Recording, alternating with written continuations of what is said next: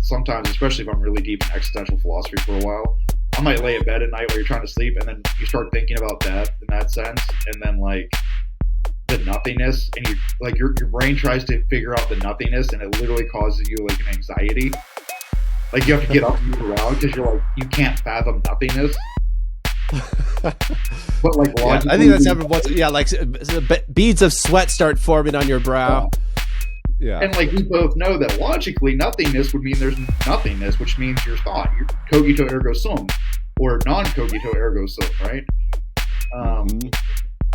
So we know there would be not if there was nothing, there would be nothing to be anxious about. But nonetheless, because we're here now, we're being now, that is very anxiety provoking. And I don't think it should be a negative. I think it should be something that helps you formulate life.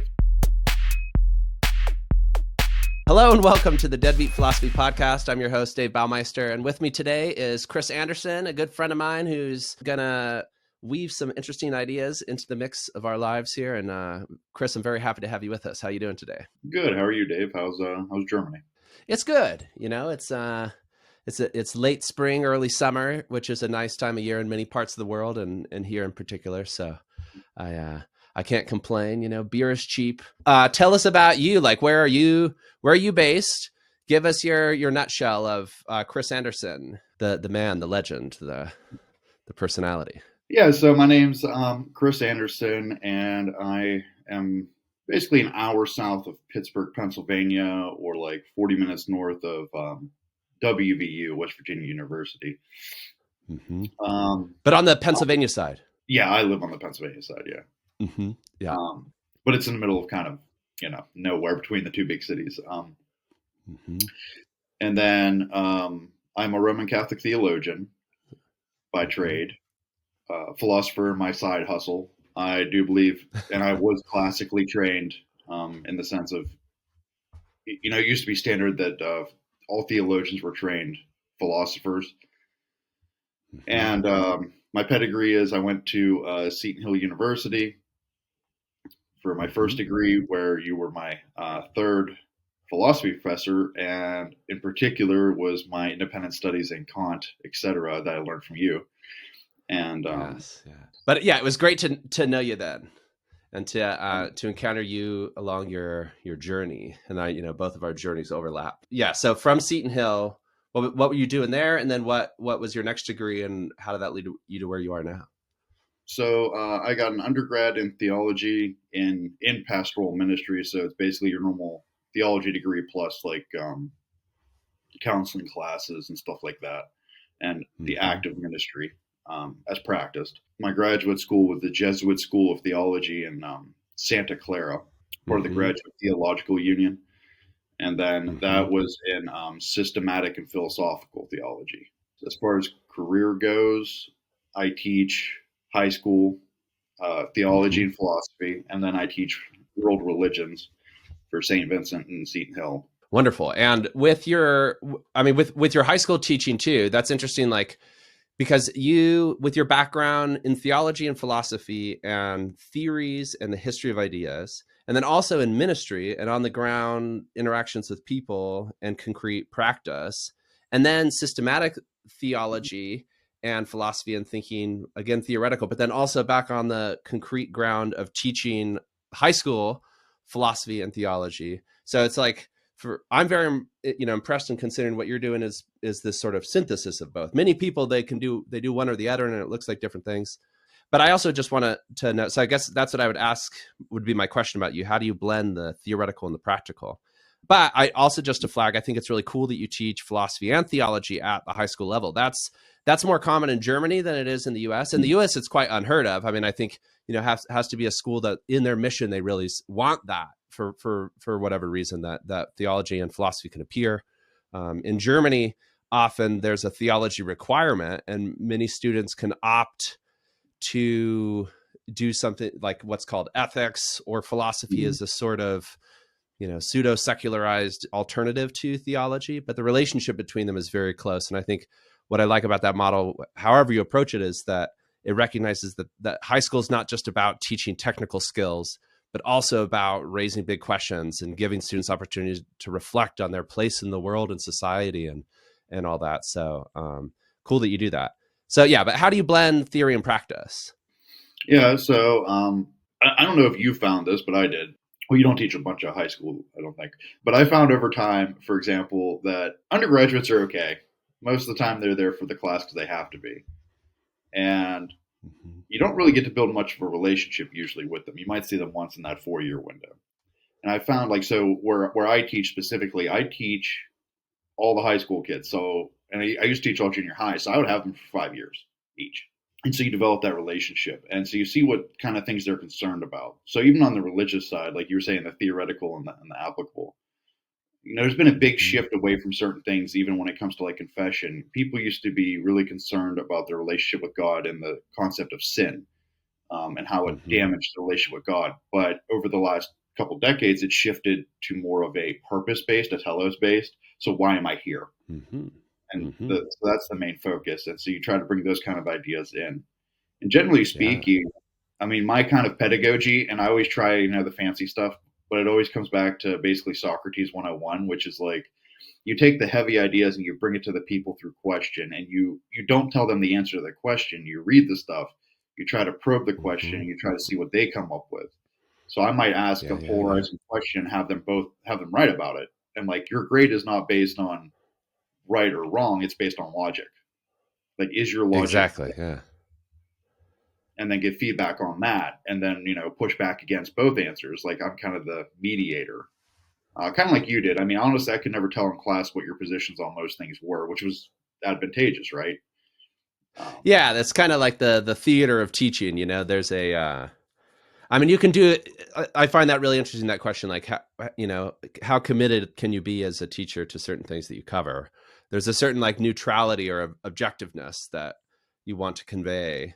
And I think it's like out of a principle of charity and I've encountered that a lot with teachers, but in particular people in humanities fields, like ours and such, who focus on historical positions, some of which might seem very distant or even outlandish for today, that I think it's important that the teacher or whoever's introducing the material be able to present it not without critiques that already accompany it. No, to kind of let it appear as it is and show itself and allow the students to understand maybe its advantages and disadvantages, or just simply like what it is and what it does before they judge it and are like already predisposed either to love it or to hate it. I have my own like idiosyncratic, pretty weird position on a lot of things, and I do write about that sometimes, but I like the stage of teaching to be able to, in a way, set that aside, and treat my own positions as just one possibility amongst others. There's kind of limits to that, but like, how do you navigate that then? Like, let's say as a theologian and as a philosopher, teaching these subjects, but also developing systematic expertise. You mentioned the Socratic method. And I wonder, it's like, do you feel that you've worked out something more of a, like a systematic theological position, like a philosophical orientation in the world that somehow is in the background also of your teaching or of your maybe your ministry or of the scholarship that you did in your graduate work? How has that journey been for you? Yeah. So my work originally in graduate work was to mesh Heidegger with kind of theologies, particularly his thoughts on dwelling, poetry, and language, and then do something with the Psalms there. And that was my undergrad work too, and I was going to build off that. What I ended up shifting into is I really ended up focusing on the diaconate and kenotic, and what does kenosis look like in the world today, and like how do you call the church to kenosis, the emptying of oneself out, to almost a self-giving love and sacrifice, but not so much to an abusive point, right? But so like systematically in my brain, even when I teach, like the big thing for me as a systematic theologian, I guess, is like all the puzzle pieces have to fit. So if you say A about Mary, does it fit with everything else from the thousands of years of our tradition? And if not, then do the other things need to change, or does your answer need to change? Like, where's the issue in the flow? At least with there's like a certain imperative for consistency or a certain attempt to sustain the coherence of the whole. Yeah, yeah, and so that's the job of the Mm-hmm. systematic theologian in that. So, like, there is a Mm-hmm. box. That box does have a lot of room, wiggle room, but then once you get outside the box, you're no longer within the Mm-hmm. realm of Christianity, right? For example, like, Mm-hmm. if you deny the Trinity, Mm-hmm. you're automatically outside of it. That's a foundational assumptive. Um, Yeah. Well, I suppose then you're a Unitarian, right? So it's kind of right. like a, yeah, Yeah, it whether, yeah, automatically pushes exactly. you on the other side of the box. Mm-hmm. Um, Yes, yes. and even in some philosophy, right? Like, you're going to say this is Kantian, Mm-hmm. you can't be talking about something that is purely like Augustinian or whatever, right? Like they have Mm-hmm. their box of what makes them them. Um, Yes, yes. so like in my brain, I always like keep that back, and I try to get the kids to see that with quite an upward battle. But the point with them Mm-hmm. is so. Well, hold on, let me use English. As you were saying, one of the things what I like to do is I will let them know my opinion on things, but only after they've given theirs. So it has to be after Mm-hmm. they write stuff like that, and they'll go, "What do you think?" And I'll say, have you ever read the Summa Theologica? I don't know if you had to do that in philosophy or like parts of it, like with Aquinas. I did read, like, I was interested in what he had to say about non-human animals there, and the sort of how different or similar his account is from Aristotle's on the insolidness of non-human animals. And so it's basically they don't have rational souls there, and his account is quite similar to Aristotle's. But I've certainly not the whole scope. I mean, the Summa Theologica is like just like the scope of it, is and is incredible. I do have an interest in Aquinas, and I always use Aquinas when I'm narrating like the history of philosophy. Just I think he's such an incredible bottleneck in the history of ideas. Like he's a figure kind of like Kant or maybe Aristotle or others who, largely due to historical coincidence or accident, they were at the right place at the right time, where the whole field of, what, at least in Western philosophical knowledge, kind of condensed around their work. And then they became so influential that you can really define like the before and after. And I think Yeah. Aquinas is a figure like that. But yeah, what relevance do you find out of the Summa Theologica? Is that something you assign to your high schoolers? I know, but if you remember the format he writes in, remember it's like Mm-hmm. argument 1, 2, 3, objection 1, 2, 3, and then I answer. And so I Mm-hmm. use that kind of themology. And actually, on the ministerial side, I use him as an example for students that just because you don't talk a lot in class doesn't mean you're an idiot. You probably Yes. wouldn't know this because it's part of his hagiography, but when Aquinas was a student, his Mm-hmm. teachers would talk about him as being as dumb and dull as an ox, and they said he would just sit in the back of the class and just like drone like an ox, like "Urgh," and they thought he was an idiot. And then he became like the what is considered the greatest theological mind in Western society. He's or acquired reading and stuff like you get what I mean. And this came from Mm-hmm. like what his teachers thought was basically an idiot who sat in the back of the class and didn't know what was going on. So I Yes. try to keep that in mind too in my own teaching practice. That it's not about what's Yeah. said and stuff. It's also about engagement of thought.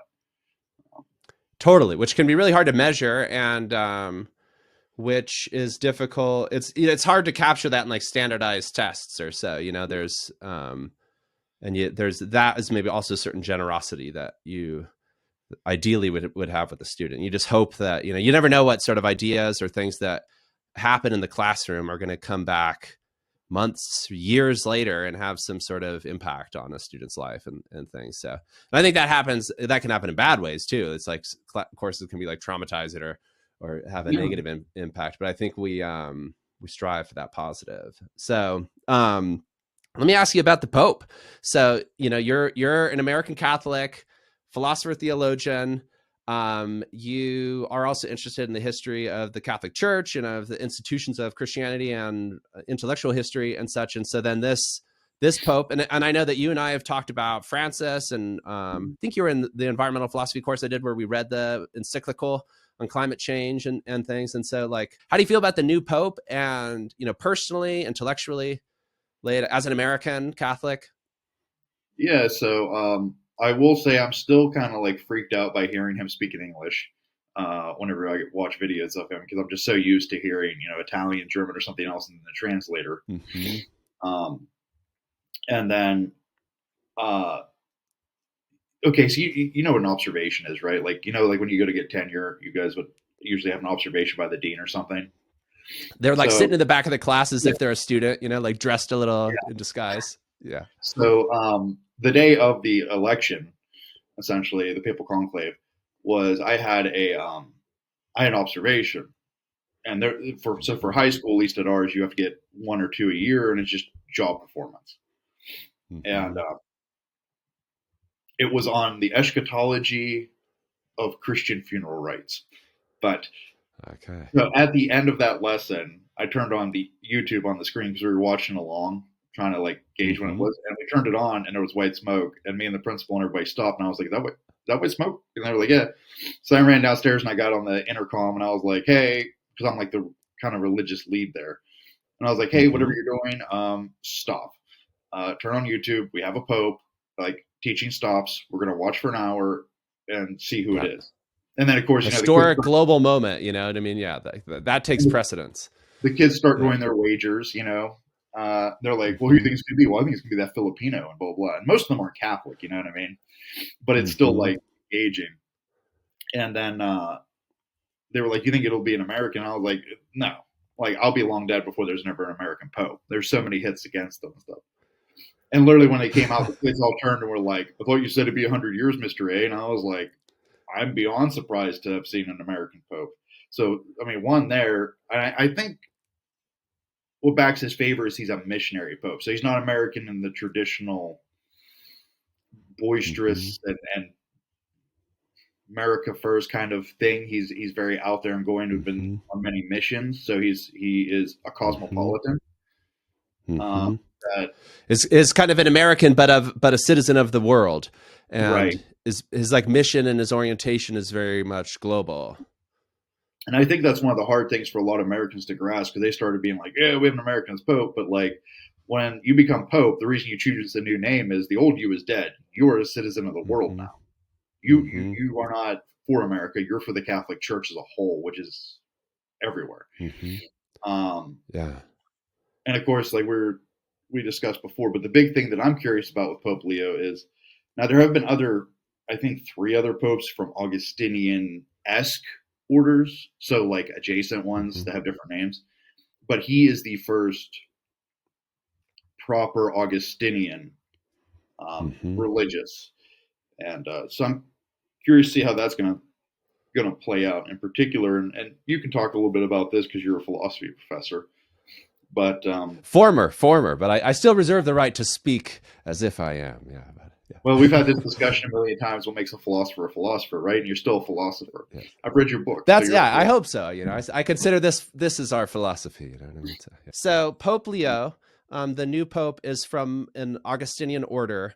Is religious Augustinian, and so is Augustine and Augustine's teachings as a church father are explicit framing for him in a similar way that Saint Francis of Assisi and the previous pope was a Franciscan, and those ideas explicitly had an intellectual and a practical formation. So then Augustine of Hippo, he was like 4th century AD, Yeah. famously converted during his life Mhm. in from Christianity, from his pagan Roman religions and such, and was a bishop of Hippo in North Africa, but also a philosopher and a theorist and thinker and governor and all sorts of things, Oh yeah. right? So how yeah, so would you want to just like spell that out? Like what does that Augustinianness look like? And then also, yeah, that Platonist aspect, we can totally focus on the philosophy of it and where Augustine and where that then situates the new pope in terms of classical philosophy, but also just like theologically, what does it mean to be an Augustinian compared to, say, a Franciscan or a Jesuit or any other? Mhm. Yeah, how would you define this? So so Augustinians are difficult to qualify in the sense of like what makes them unique, but they were kind of like Jesuits and stuff before Jesuits existed. They weren't given like a ton of thought. We know they were there in the early church, and then they were kind of overshadowed quickly by the Benedictines, which is like the Benedict of Nursia and the traditional monastery that you think of. Because Augustine was big on like heart and mind, so he felt like your intellectual faith and like real life all needed to intertwine. So it couldn't just be fully dedicated to intellectual curiosity or fully dedicated to ministry with nothing else. Like it needed to intertwine. Nice. And Okay. so that was, Holistic, yeah, he was very holistic. dialectical. Yes. Yeah. Well, the tripartite soul, etc. Right? Like he was really big on. And so what makes them unique in that sense is, like I said, I think they were basically like the friars or Jesuits way ahead of their time. And then, of course, so what does the theology look like? Well, Augustine is the guy who comes up with, in Western theology, because it's not an Eastern theology, and like Islam, for example, does not even have a concept of original sin. Original sin is a Western idea that comes from Augustine and looking at why do we do what we do. And he uses the famous pear story in the Confessions, which is like he steals pears from a farmer even though he wasn't hungry and destroys them, and then he questions like, well, why did I do it? Like what is the motive for me to just do this evil? Yeah. I mean, and doesn't he say it's like peer pressure? Like some other boys kind of really wanted me to do it and they were doing it too or something like to that effect. But like there's this innate desire in us to like disobey. And what is that? Yeah. And not necessarily a good rebellion, but like a improper rebellion. I mean, he gets a little wild too. He talks about himself being selfish as an infant for crying too much. And somehow he remembers it. Yeah. Or maybe he just trusts what his mom had to say. Yeah. But like, and so he's big on that. And what it means theologically, essentially, is it's more of a Platonic attachment to it. So like, you know, when I was reading about it, I was thinking too, like, I don't know if I could do something existential with it in the sense of like, you know, it's very difficult to do an existence before essence within Christianity's framework. And Thomism is completely reliant on a telos, like you were designed with telos. Whereas like in the Augustinian thought, you participate in divine things in that sense, like, you know, the chairness, etc. And so more in Augustinian, for people who might be easier to orient to, Augustinian is more like Plato, and Aquinas more like Aristotle in exactly this sense, and in sort of their big picture view of what reality is and how parts and wholes interact and the sort of meaning of any existing thing. These two traditions are reflected in both of them in different ways. So okay, so the Augustinian position then, and like, could you how could you imagine that playing out in the life of the new pope? Like if you don't have to speculate if you don't want to, but just like in which ways, how could that say impact world affairs, the position the church takes with regards to, wars and world organization, or, focus on, with Francis, there was a lot of focus on poverty and on environment, and those seem kind of like touchstones and things. Are there other ways that this Augustinianism may, like, how can it play out in the world today? Well, one, I think it's going to be with AI. You probably don't follow it too close, but so in the sense of, one, he took the name Leo the 14th. Leo the 13th, the last guy, was the one who wrote, Rerum Novarum, but he was the guy who wrote about workers' rights in the Industrial Revolution, etc. And was real big on that. Is that like late 19th century or early 20th? I think he died in like 1903. And he was like one of the longest reigning popes too. He died in his 90s. And then, so he picked that name on purpose. And also one of the things he has expressly said is one of the issues that we're combating today is AI, workers with AI. And so like, like we're seeing like, for example, I think it's in China, and even some places in Japan, you have like cameras at work that watch how much you smile and give you a grade each day and base job performance because you're not engaged, or things like that. And there, people. The problem itself isn't AI. The problem is the people who use AI and what they use it for. And it just like accentuates and deepens and heightens and sharpens patterns that are already there, but just gives stronger tools to those who would already be kind of misusing those relationships. Right. And so clearly he is interested in both global workers' rights and the AI issue. And I'm curious Mm-hmm. too, like if we'll move kind of away from a traditional scholastic, like I don't think he's going to change the way we learn in that sense, but like the way he's approaching it, he's already quoted Augustine repeatedly in everything he says. So I'm curious if it's going to Okay. bring a different kind of synthesis, right, to like how Mm-hmm. Catholics are meant to live out their life than say, like to bring it back to Aquinas, it's very difficult to sit down and read Aquinas. Mm-hmm. Augustine writes like a continental philosopher, which I think we're Yeah. both proud tradition of. And I like continental philosopher writing. Like I like a story and explanation, and Mm-hmm. more than necessarily good old fashioned just straight logical math. And so I think that that opens up, right? Like I use the Confessions of Saint Augustine for a lot of people to read, both because it's a good story, but also because there's a lot of things hidden in there. And also something he's been Yeah. big on, the Pope Leo's been big on, he's talked about too, is culture, everything we see is not just what we see, it's what underlies it, what it participates in that sense. And so it's also learning to reevaluate and critically think about what are we actually seeing, and bringing back this kind of real critical thought. And not that Pope Francis didn't have critical thought, but the way and reserve that this Pope seems to be would indicate a very philosophical demeanor. Okay. You get what I mean? Like, Yeah. clearly takes his Yeah. time, weighs his word, and evaluates what he sees. Even his social media, he's very big on it, but he's very careful about the role of social media. No, that gets me excited about it. I mean, I'm not a Catholic myself. Right. I think the Pope and just the Catholicism is such an important force and factor in the world, and I think is and can be a force for good by and large, and it's like the role that it has to play today is incredibly important for the whole of humanity.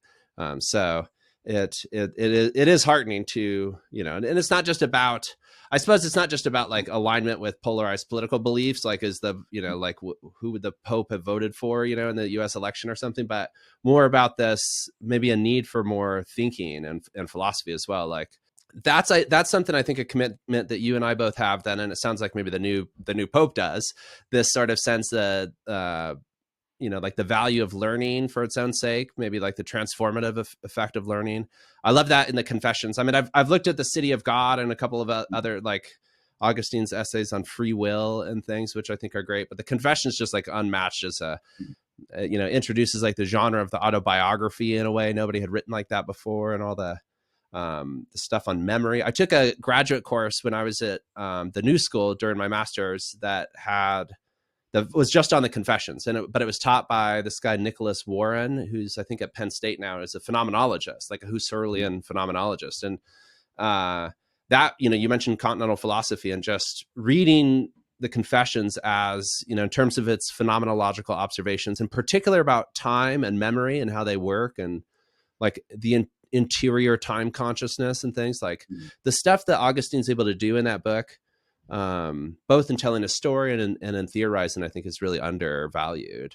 So it's one of those great classics that I think I agree that everybody should read. So, okay, let's transition to this, like lived experience, living as a thinker, as a philosopher, as a theologian, as a human being who's engaged with ideas, and how. So maybe that's a question I have for you. Like, how does that feel for you, and how do you think about that, and how does it maybe change your view of the world? And also, like, you feel free to, just like riff on any other aspects of your own lived biography and experience that you think connect with who you are as a philosopher. So Yeah. how do you address that whole kind of can of worms? So within my philosophical context, I mean, you already know, but obviously the audience doesn't. But my mainstay has been existential phenomenology. That's been my thing for a decade. Well, you mentioned Heidegger as Yeah. well. Yeah. So maybe some may have been able to draw the connection. Yeah. That's I mean, obviously he has some troubling issues in his past, but nonetheless, his writings I think are of value. But so on the theological side and philosophical side, I will say anything. If I read it essentially and it doesn't change my life in any way, shape, and or form, to me it's utterly useless. And I know that's Mhm. harsh, but I really think that. I think that theological and philosophical works have to do something. You're not. It's not just like if you read a fantasy book and didn't feel connection to the hero or something, it would be a failure of a book. Like the purpose of that book Mhm. is to impart something.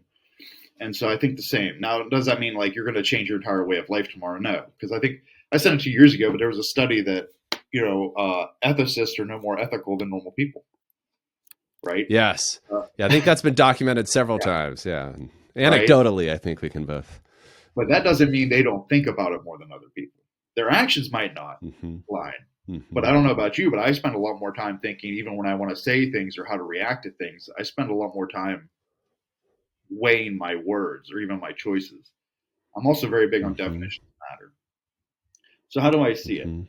Well, all these ideas have to have value. I may not agree with all of them, but they have to have value. And how does that value enter into my life today?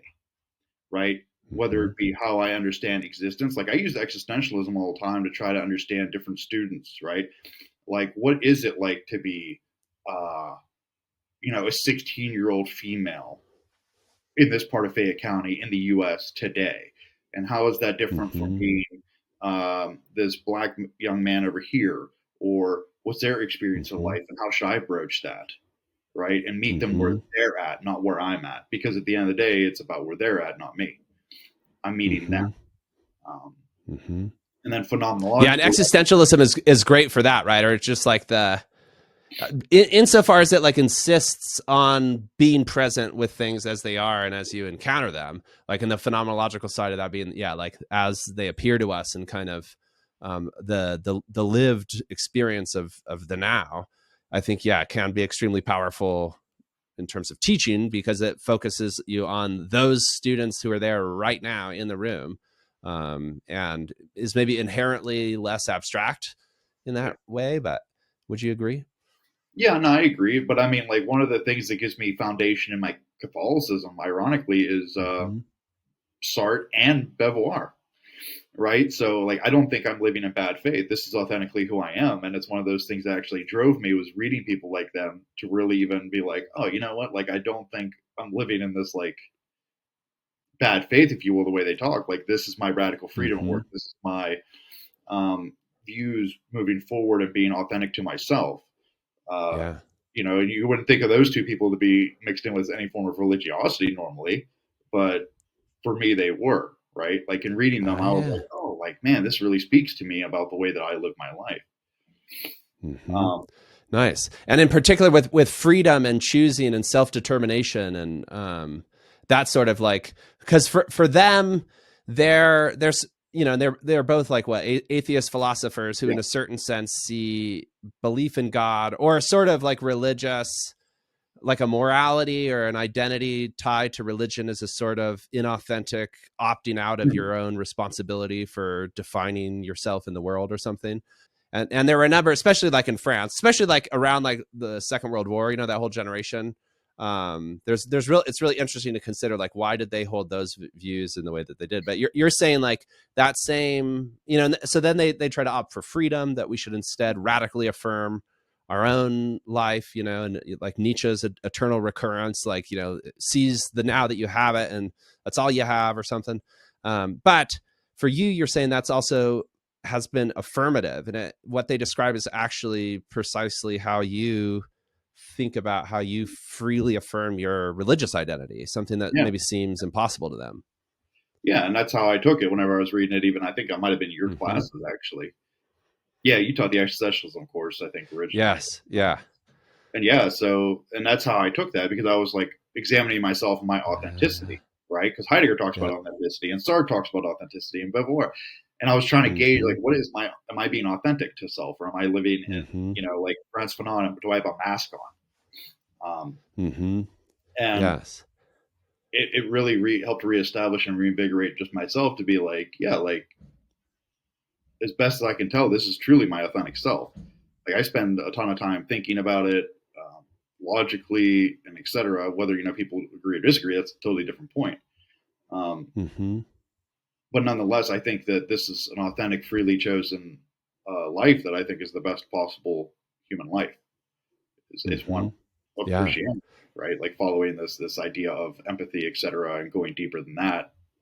But yeah, so I was moved by that, and so just as a side effect of live philosophy, because like one of the concerns people have is like, oh, if your kids read this kind of stuff, they'll turn like atheist and stuff. Some of I've always said like I'll be honest, most atheists don't gain a lot of respect from me. Not because they're atheists, but and I use Nietzsche as an example. Like I'm like, that is a respectful atheist.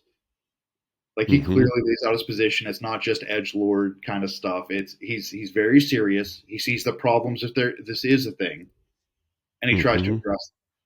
Right? Like, well, if there's no God, we have some problems.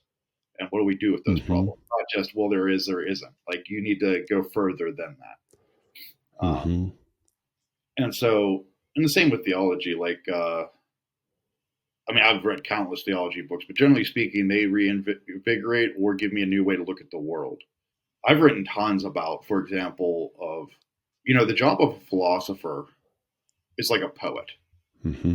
And I don't know if you've ever read any of the stuff Heidegger wrote on like Holderlin, but yes, like the Ister. He has an essays on Hölderlin's poem, the Ister, right? About this river. Too, your spouse is an expert in poetry.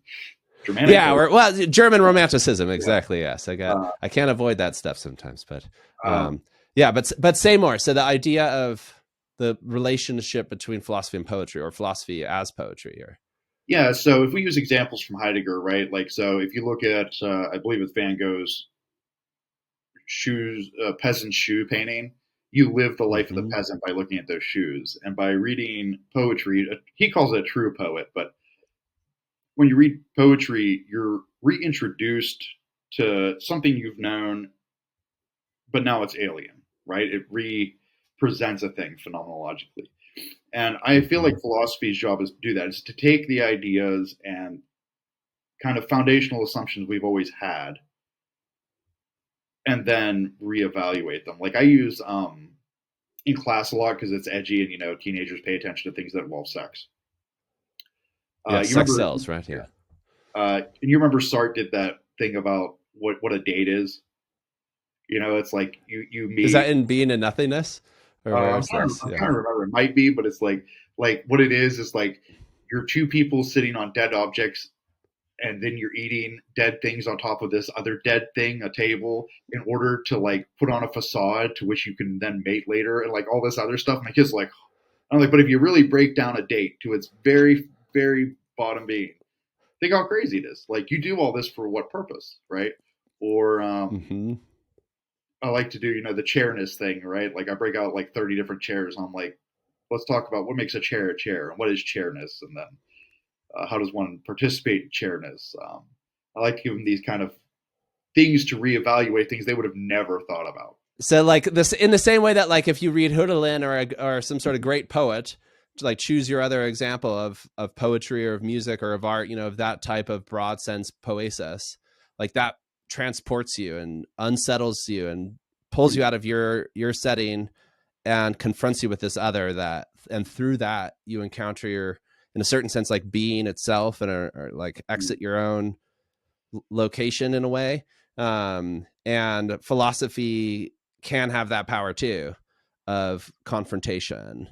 And of, I think my camera is about to run out of juice, so maybe that's like a perfect moment. Let's take a quick break, and we'll be right back with Chris Anderson. Sound good? Yep.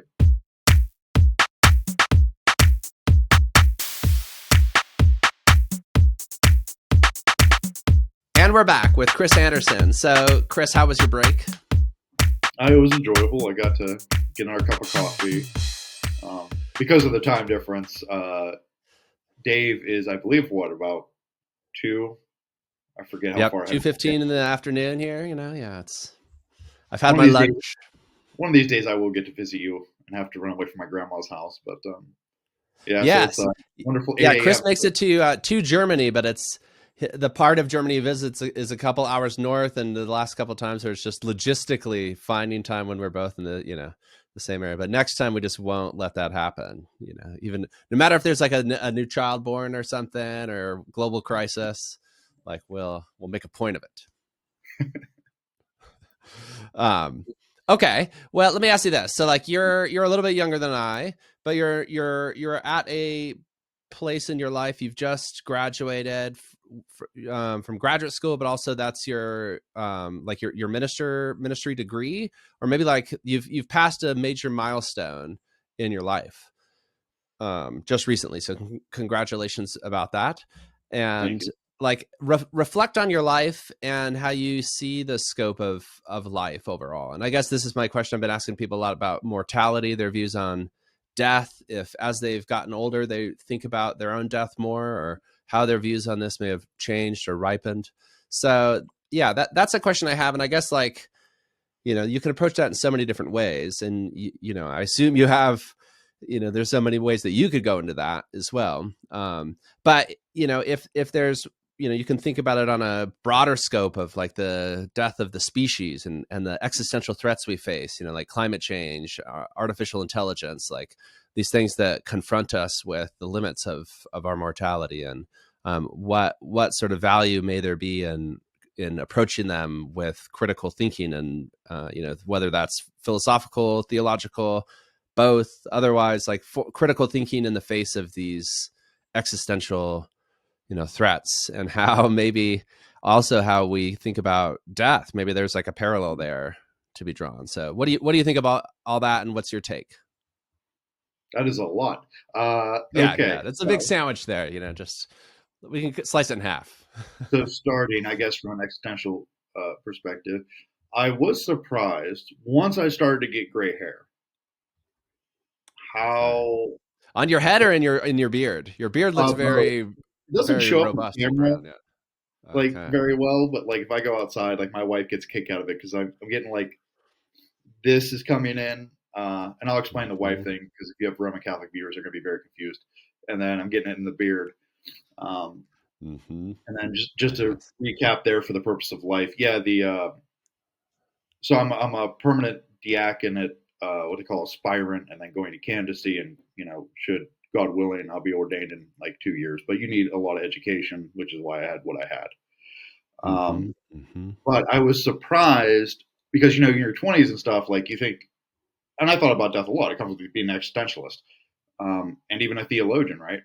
But I was surprised by like the first time that I started to notice like the elasticity of my skin, like in my hands, or the grays popping in, how much that kind of affected me, like maybe a bit of fear in that mix, but you're also staring in like the countdown going in a way that wasn't as perceptible previously, right? And you like previously in your own life, you hadn't felt faced with that, even though, like, I mean, you have previously had been a mechanic, and you're a veteran as well, right? And so have some background in the military, and often people sometimes coming out of the military speak about facing mortality then, but if you're very young in that time too, maybe so like why do these thoughts appear now? So you think it has to do with your body, the elasticity, like the kind of noticing like your own bodily processes kind of. I turned 19. I left at 18, so I turned 19 in Iraq, and I turned 21 and 22 in Afghanistan. And I was in the infantry, and I fought both wars. With that being said, I mean, I did not have a theological or philosophical background. For all intents and purposes, I was just another edgy teen. And like at that point, what are you dying for? You're dying for the cause, or this, that, and the other. And I look back on it sadly now, but I think about, when I have to think which war. It was 21. One of the squad leaders, unfortunately, died due to an IED, and he was 26. And I remember it being 21, and I was like, oh, that's a pretty good lived life. Like, that's a pretty good lifespan. Well, here I am at 36, looking back, and I'm like, this guy was a kid. You know what I mean? Yeah. And so with that, I mean, you don't particularly feel vulnerable in your 18 to 20 block, and that's probably why most soldiers are in that block. Like, you don't feel like, yes, death is there, but it's very abstract, right? Like, it's not in the same sense, and the fear of missing out, I don't think, is quite the same, because generally speaking, I mean, you might be married, you might have a small child or something, but it's not to the same scale. Whereas, like, you look at things now, at least on my side, and you see the grays and stuff, and you see the elasticity, so you can see the beginning of failure, right, to your Mm-hmm. body. And then you look at your family or things like that. Like, I don't have children, but I have a lot of nieces, nephews, and things. And you start looking at them, and you're like, oh, gee, I kind of like to see what their grandkids look like or whatever, and that like Mm-hmm. creeps into you. Yeah, like But a greater sense of the future, and like your time horizon kind of just becomes larger and yeah, more concrete and like more literally fleshed out, like in these human yeah, relationships. Whereas, in your early 20s, it's just like maybe especially like if you've exited high school, whatever you do in that.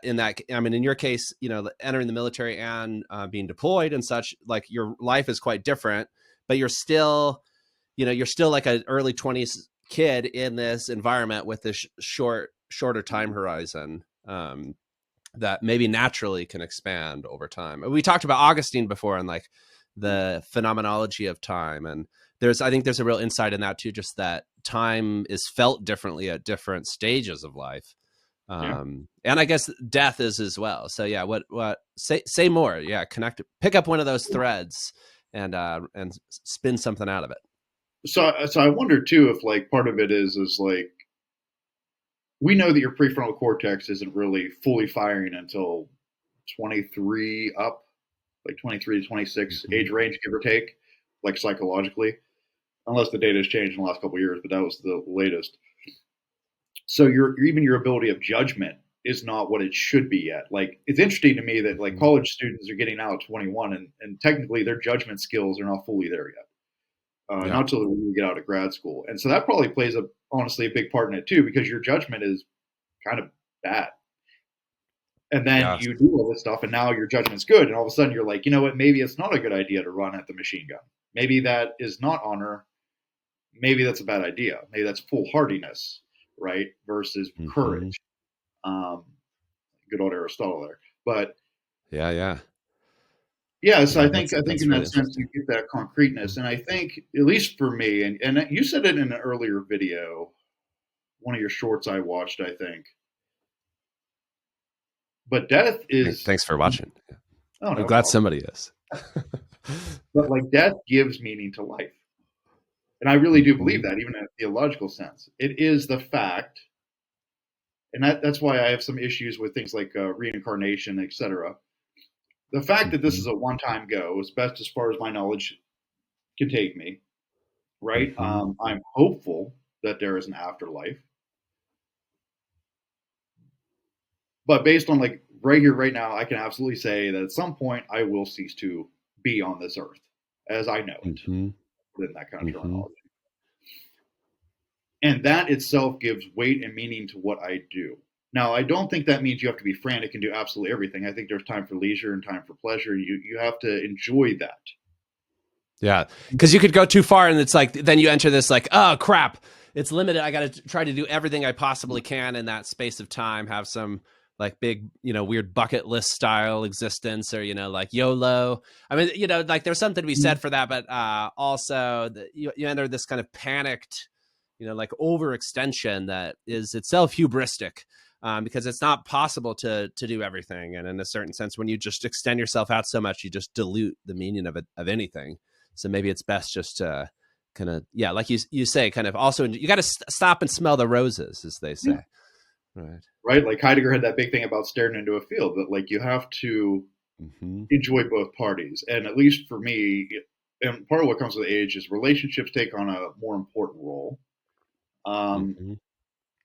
Status does not. Like, 20s male and stuff, you status is something I think that you're taught to try to achieve and things. And whereas now I'd argue I'm more about relationships and caring more about having those relationships and maintaining them, and decent ones that Mm-hmm. help. Like I often say, people are like, "What do you want to achieve with your life? What do you want to do?" And I always say, Mm-hmm. "I want to die holy, humble, and virtuous." I want that. Mm-hmm. I'm about to slaughter my Greek. Oikoumenia from Aristotle. Yeah. Like, I want to be able to look Oidomonia. back, Yeah. yeah, Totally. on my last moments and be like, "This was a good lived life." Of course, there are going to be Yeah. regrets in it, but and like you're saying about death, part of my ministry is, I mean, I've literally been around over 500 people who have died. And I Mm-hmm. learn and I listen because there is something philosophical to learn there about what is it that they regret? What is it that they value? How can I age gracefully and Uh-huh. accept what is to come without becoming bitter and things like that? And I think there's a lot to be learned there from the older population in that we often disregard. Yeah. 100%. Yeah. And maybe part of that is like wisdom that comes with experience naturally, but it seems there's like a deeper, like an existential dimension that comes with it as well, that of like greater familiarity and, um, it's like the encounter with the limitedness of one's life as one Mm-hmm. gets older, like that death is there and it's coming and it's came for others. And in your case, if you experience it like in your ministry, there's certain, I think you can often go in denial that death even exists often. Like a lot of people try to do that, in a way our culture kind of does that. Like funerals happen in the cemetery and we think about that when it happens, um, like hospitals and the sort of stigma around dying and things there. So people prefer not to think about it, but nonetheless, you can't avoid it forever. And with age comes greater familiarity with it that you can kind of go easily into or not. It's up to you. I Mm-hmm. do want to throw in a caveat about the growing up part that I was thinking about while you were talking, and especially about death with the youth. And that might be a luxury that we as Westerners essentially get, right? So I'm thinking like in the olden days or even earlier, like look at old Kierkegaard, right? Like all his Mm-hmm. the death of all his siblings and how that affected him. I mean, in his youth, Yes. and that's something that it does happen in the West. But like you said, we shun it, and generally speaking, we don't experience death. We don't experience it by our food. We pick up a pork chop. We don't have to kill it ourselves. We don't Yes. we don't see the finiteness of life. We're like Siddhartha Gautama in the castle, right? If you remember the story of Buddha, they keep Mm-hmm. death away from him. His dad dyes his hair, and then one day he's walking through the town and realizes somebody dies, and I was like, "What is this?" And you can imagine finding out what death is that way. To die holy, humble, and virtuous. Do you see that as reflecting both? I mean, in a certain sense, it seems to intellectually reflect Greco-Roman philosophy and Judeo-Christianity, in particular, maybe like a Catholic intellectual heritage. Like, how would you define the synthesis of those two? Because this is a question that I've often thought about as a teacher and as somebody who has worked at a Catholic university and teaches philosophy and thinks about the intersection of these things, to think about how Western philosophy really is at a sort of braiding of Greco-Roman and Judeo-Christian ideas and thought traditions. And, again, in that medieval period, and Aquinas, maybe the whole stem from Augustine to Aquinas in a certain sense, like you see this, like the collapse of Rome and things and the entering of this period that where those two become so entwined and braided in different ways. And Mm-hmm. then with the Renaissance and early modern period and such, it also blossoms in its own way. But so there's got to be like a way to reconcile those two. But how do you reconcile them? For me, it's a Thomistic style look at life, right? Like I want to be holy because I Mm-hmm. want to be considered part of the saints. And I don't mean that with like a hubris or like I deserve to be. I don't think it's kind of like Plato's like leadership, right? Like it's not something you just if you go for it hardcore, you lose the whole point of it. It's like Mm-hmm. you have to be a great leader is in part to not want to be a leader. Um, Mm-hmm. and so I think the same kind of goes with holiness. Like you want to be holy, but you don't do that by walking around with your hands folded all the time and like being like, "Oh, Dave, you sinner," like that literally Mm-hmm. detracts you from that path. Mm-hmm. And the virtuous. So there is I don't have it in front of me, but there used to be a prayer that was said when you would take communion, right? So at least for the Catholic understanding, when you take communion, you're literally receiving the body, blood, soul, and divinity of Jesus Christ, and that grace partakes of you should you be dispositioned correctly in order to give you the strength, holiness, grace, and power to become better. Um, Okay, that's a and nice succinct definition of the power of communion. Yeah. Well, like I was trying to think how to Yeah. explain it quickly, right? But like, Hmm. so for my own example, I have tweaked that prayer. So like when I take communion, I'll say, for example, um, in my silence in my brain, but it's like, thank you for this most holy gift of the body, blood, soul, and divinity of your only begotten Son, our Lord Jesus Christ. May be may not be an act of condemnation, but an everlasting plea of forgiveness. May it be an emptying out of all my vices and an increase of all my virtues, and may it be a beckoning to become a better human being in all way possibles, and a deacon if you so will it to be. I ask it through you because I cannot ask it of myself. I fail often and seek your help. Right? So this idea that I do think it's possible to become more virtuous, as like Aristotle said, but through a Thomistic lens that there are certain things I can handle by myself, but then there are things that I would argue I almost need a supernatural assistance in order to achieve a good balance, if that makes sense. Hmm. Hmm. Because I Yes. myself am disposed to the vices more than the virtues of particular things. I like that. I mean, it's like we all have to make meaning. We have to make sense of our lives. And I think like philosophy helps make sense of one's life. You don't necessarily have to call it philosophy, but a certain sense of consistency and thinking through what one is doing and where one's going and why one is doing what one's doing and how one defines like what one's working towards. I like that teleological element too, and thinking about virtue. I think a lot of people lose that, and maybe that's something that also that comes with aging, with narrating one's life.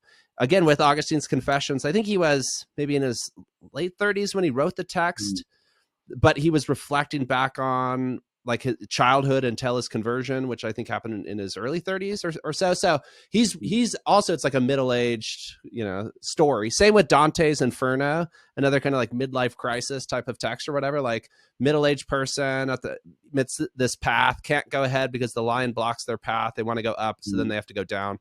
But that you spin back your life and try to find some coherence there. And for the philosophical among us, we're sort of cursed with there's like a, maybe not a demand, but at least a compulsion to to make explicit and to make coherent those different braidings in our view of the world. Do you feel, let me ask you this, like with that, you have a pretty coherent worldview, like especially if you've like come out of graduate school, this focused work, you're at a point in your life where you've had this opportunity to kind of package things up and to take stock, um, and you say though that you aren't sure about, say, like an afterlife. You hope that there is, and there's not, you don't have a sense of certainty, at least about that. Like how much does certainty or uncertainty play a role for you? And then maybe also connected to that, like fear or anxiety. Mm. You mentioned Kierkegaard before. Yeah. And like, and then one way of putting that is like, nonetheless, do you fear death? Like, is there something about like, uh, about the world that trips you up? That is there, like, is there still that element there? Call it what you will, but Mm. that is like beyond the horizon of your ability to comprehend it in a way that keeps you up at night, that's unsettling. Yeah. So, so when it comes to the hope, I say it like that because I think it's rough to say, because even the scriptures talk about our hope in the resurrection, and that like if like St. Paul Mm-hmm. specifically says, like if Jesus didn't do all this stuff that we say he did, then this is all pretty pointless. Which is pretty bold if you think Mm-hmm. about it from a religious text to say like either this makes sense or it's complete rubbish. Um, Mm-hmm. so I mean, I have a relative like a pretty high hope. Like I'm relatively sure, but I would never say it's an absolute guarantee. But of course, yeah, there's still a fear there. So the fear itself, I would, and I've talked to my students about this because they've asked about stuff like that too. Like the death, the state of dead itself is not fearful to me. I think any fear that comes from that is from different things, like the fear of missing out, for example, like what, or even maybe even an overvaluation of self, right? Like how can the world just continue on without me? But it will. Mm-hmm. Or, how can my family continue on? But they will. And honestly, I think the best way to help set that up is to give them the tools necessary to grieve properly and et cetera and move on. And to if I am in heaven, to intercede on their behalf. And if there is nothing, then I won't have to worry about anything. As far as the fears, the dying act is scary. For example, I don't know if you've ever done that, but sometimes, especially if I'm really deep in existential philosophy for a while, I might lay in bed at night while you're trying to sleep, and then you start thinking about death in that sense, and then like the nothingness, and your brain tries to figure out the nothingness, and it literally causes you like an anxiety. Like you have to get up and move around because you're like you can't fathom nothingness. But like yeah, logically, I think that's happened once. Yeah, like beads of sweat start forming on your brow. Yeah. And like we both know that logically, nothingness would mean there's nothingness, which means your thought, your cogito ergo sum, or non cogito ergo sum, right?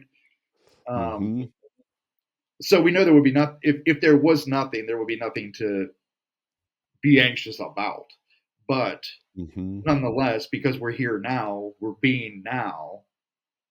That is very anxiety provoking, and I don't think it should be a negative. I think it should be something that helps you formulate life. So, for example, my very high strung teachers, I do a lot of counsel with my teachers and stuff. And they ask me often, like, why are you so chill about stuff? And I say, I often like to imagine, like you said about the deathbed, I like to imagine myself on my deathbed. And I ask myself, does this thing that's happening right now, will it matter? Like on my deathbed, will I be like, I should have worked more? I should have done this more. And if I feel that the answer is probably a no, it's really not worth the time and energy to get stressed too much about it. Like it needs handled. I'm not saying you just disregard things, but it doesn't have to be the everything. But there are certain things. I often say like 95% of stuff I don't care about, but that 5% I'm immovable. It's one of those. Like the vast majority of stuff, it's contingent. But there are some things that I feel very strongly about that I won't be moved on. I do gain strength from people within my tradition, and when I've gone to people's deathbeds and stuff, people that what they taught me, for example, and I've seen them, for example, literally die smiling and things like that, and the peace at which they exited this world was graceful and non-traumatic in such a way that makes me think you can die gracefully. Now, a little inside joke, but my spiritual director always said, and I always got a kick out of this, but dying slow is bad for you and bad for your family. Dying fast is good for you and bad for your family. So either way is bad for your family, right? Yes, no way around that. Yeah. Man. Are you let me ask you like one more coupling question there, and then we can move on to your recommendations, which I'm very curious about. But like, do you see, what's your view of AI now? And we touched on it before, like, does it connect with this? Do you see, because when I think about AI and the role it plays in society, it again kind of plays into that avoidance of death in a certain way, like in the kind of the dream of automated consciousness, maybe with like mind uploading and that kind of like techno utopian ideal that through AI will enter like a new phase of society and lives will be super prolonged or even uploaded into the consciousness. So it's almost like this like fountain of youth immortality striving thing that is at play there, that I think is like, but at the same time, AI also has, in addition to offering that like glimmering positivity to many, it can be such a tool of exploitation and of power and the wielding of power today in really unpredictable ways. So like, what are your kind of views on that? I remember when they started talking about this idea of like, what we call it, consciousness upload, right? And as a way to circumvent death.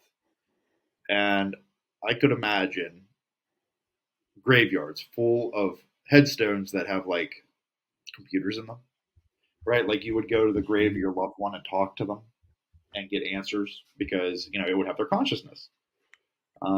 Yes. Theologically, for me, it created a whole other worm can of worms, essentially about souls and etc. Like, can the soul be uploaded? If how does consciousness and the soul relate in that sense? Mm-hmm. Like, does that stop oneself from going to heaven, or is like, in my view, honestly, the consciousness that's uploaded is just code and it's not you. But that comes back to a ship of Theseus problem, or the Star Trek transporter problem, right? Like, if Dave is uploaded and this thing has everything like Dave, and then Dave ceases, is that Dave? Yes. And for me, it's a no, because the you, Dave, Yeah. um, Yes. the other problem I've always had with it, and this has been a major concern for me, and I use it for my students all the time, and it's an identity, philosophy of identity issue. Mm-hmm. Who decides who I am? Because by its very nature, AI is code. And to upload me is to upload people's perception of me. But here's the problem. I'm slightly different as a minister than I am as a husband, than I am as a teacher, than I am than I am as a son, as an uncle. So who decides which one of those is my primary identity? Right? Mm-hmm. Like, because they all act different. Like, I'm sure you even act different, and I don't mean fully, but there are differences. Oh, And yeah, so, yeah. No, I'm Sometimes people think I'm a different person entirely, and they're very surprised to meet me later on. That was also you? Yeah. Yeah, like, Well, would like a student of Dave recognize like Oscar's father, Dave, if that's who he was talking to? Or like, oh, well, that's not the guy that I talk with every day. That's a different guy. And so I've always had struggle with that it leaves a whole lot of power to almost make a fake me in the hands of people who may or may not know me, or they know me in different capacities. And the programmer is going to have to decide which bits and pieces to keep and which to discard, because seemingly there's just not unlimited data storage, right? If we upload everybody in the world, like, that's an insane amount of data that has to be stored somewhere. And so that's been one of my concerns. More I've thought about it over the years, and like, would it be cool? Yeah, but you're not talking to the actual person. You're kind of talking to a mimic. And actually, now that I think about it, without revealing names, so we had a situation where, unfortunately, a very devout woman, her husband was a pastor, and they're young, they're a little bit older than us, and have children, and the husband like died suddenly, no real cause, like, it was very sudden. And I noticed one of the issues for me when it came to the grief side, I was like, how do we deal with this? And I really don't have a full answer. But for example, all the husband's sermons, I mean, hundreds and hundreds of videos are on YouTube, or not on YouTube, but like Facebook, etc., posted by those churches. And so the grieving widow has been continuously watching them and looking at messages, and that's something that didn't exist before, right? Like, before, when someone passed away, you might have a picture, but you couldn't listen to their voice. You couldn't see them animated. And so how does that play into grief? How does that allow the sense of loss to invade your life, or does it not? Yes. Because we still have monkey brains. Like, we're animalistic, as you write. And so when we see someone we love, or hear their voice, or we see them moving on TV, I don't think our brain has the ability to honestly be like, they're not here. Like, on a yeah, even if we know, like, we know that this is just like a copy, or like a simulated AI copy. And they're doing that with like personalities, with social media influencers, celebrities. There's a lot of pushback to it, but it's like, it's possible to, just generate a fully AI now with AI video and things like they just reproduce the person. And I think I heard something, I might be mistaken here, but about like, there's a service where you can get like grandma or grandpa's voice, and they'll record it enough, and then that will stay. And then there's like an app where the grandkids, even after grandma and grandpa pass away, can still hear grandma and grandpa's voice and have conversations through this AI chatbot that now sounds like grandma and grandpa. So it's like that with the video. It's like we live on in these weird ways. But like you said before, it's like, are those, I like your position. I see that the advantage of like, no, when you go through the transporter on the the enterprise, that's Yeah. not you anymore. I mean, that raises a lot of questions for that whole show and the concept. Like Jean-Luc Picard was actually Mhm. like tens of thousands of different people, but Yeah. nonetheless, we have to be able to say there's a real authentic self or a person, and then not, I guess. Yeah, I think you cease to be. I mean, Yeah. if you're taken apart, or if we scan your brain, because they're not taking your brain, they're scanning and taking the data. Mm-hmm. Well, that's For just now, at least. I mean, we'll see yeah. these like Frankenstein scenarios. Yeah. Well, but then we get into like Descartes' like worst nightmares. You're literally a brain, like kind of floating Mm-hmm. in a jar in a cave, kind of thing. And then, Mm-hmm. well, we get back to the Matrix, right? But like,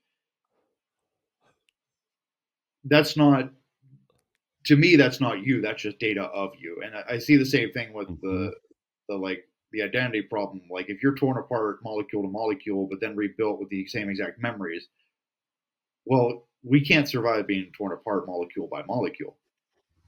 So there's something like Mm-hmm. you on the other side, has same memory as you, same everything as you.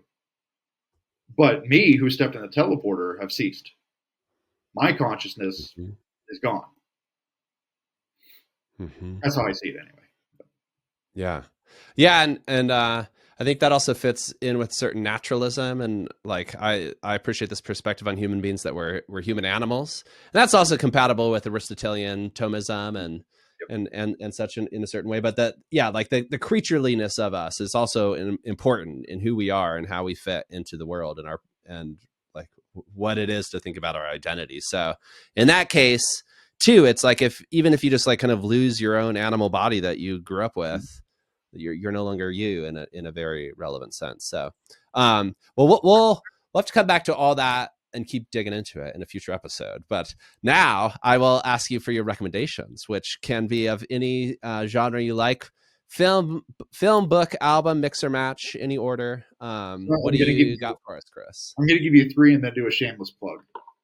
So, Yes, please. Yeah. all right. So, a show and three books. The book being one of the shameless plugs. So, the show, I would suggest the show Black Mirror on Netflix. Mm-hmm. That being said, if you have little kids or stuff, I probably wouldn't watch it with them in a room. However, it really does broach some good philosophical ideas in technology and the future of our existence and what that looks like in a Mm-hmm. world, full of capitalism, etc. Do you have a favorite episode? Not off the top of my head, but I've been Like pretty one. impressed. Mm-hmm. I've been pretty impressed with them, like reading them through a philosophical lens, not just entertainment. You know what I mean? Like looking at them for Mm-hmm. what they are trying to critique. And I've been Mm-hmm. impressed because it's brought some of the, like, I'm not a Luddite, and neither was Heidegger, but I do have some concerns about losing our humanity through technology. Mm-hmm. Then the one book first book I'm gonna recommend I don't have it here, it's in my office, but is Heidegger. Mm-hmm. It's going to be Poetry, Language, and Thought, which is a collection of essays, particularly Mm-hmm. building, dwelling, and thinking. Mm-hmm. I think does that stem from Heidegger's 1950s work or early 60s? It's kind of later Heidegger, right? Yeah, it's I later. believe. Yeah. It's after the turn. But Mm-hmm. I like his thinking on dwelling and what it means to dwell as a human that we've kind of Mm-hmm. lost. You can also read Mm-hmm. his, like, it's called I think it's the 7th century or 17th century celebration of Meskirk or something. It's a short essay of 7 pages. It's a public speech he gave. Mm-hmm. The other book, so that one's going to be very heady if you're new to philosophy and want to delve in. Sure. That one's rough, but it's way easier than being a time. Uh, and if you're new to philosophy, I would recommend this book here, Sarah Bakewell's At the Existentialist Cafe. I think it's a Mm-hmm. great secondary source, and I think it does a really good job of weaving in many existential viewpoints like Heidegger, Camus, Beauvoir, Sartre. Um, and it's a great stepping point. I use it for even in my classes for introductory into philosophy because I think it's just a really good. Um, it presents the story in such a way that students pay attention, which is helpful, Mm-hmm. especially starting philosophy. And then the last one, since we're talking about Yeah, and it's a lot easier said than done. So yeah, that's a great teaching rec. Yeah, totally. And then the shameless plug for our beloved teacher from the Hegel-Haus would be the Kant on the Animal by Dr. David Baumeister. And so if you're more curious about the human animal, and in particular, I wanted to reference to earlier what we talked about in the sense of philosophy's job is to retake things we've looked at in a particular way and look at it anew as alien or fresh. And I could be wrong here, but I'm pretty sure you're like the guy right now on the human animal and Kant's views. Like, I don't think it's really been broached much before you. And so that is you taking philosophy, looking at what Kant has done and looking at it anew in a way that most people haven't. Most people are concerned with his ethics or the prolegomena. And so kudos on doing that, taking a very different view compared to many. Thanks, Chris. You should be ashamed of yourself. Never. No, I'm kidding. That was very, very kind of you. Well, wonderful. Yeah. So then thanks so much for being here, Chris. I really enjoyed this conversation, and we'll have to do it again. As often when we've discussed things in the past, we've raised more questions than we found answers for them, and there's a lot of threads and things introduced, so the dialogue can continue. But I really appreciate you coming on. Thanks for inviting me, Dave. Okay. Well, Chris, we'll see you sometime soon. And everybody else, we'll see you next week for the next episode of the Deadbeat Philosophy Podcast. Bye-bye.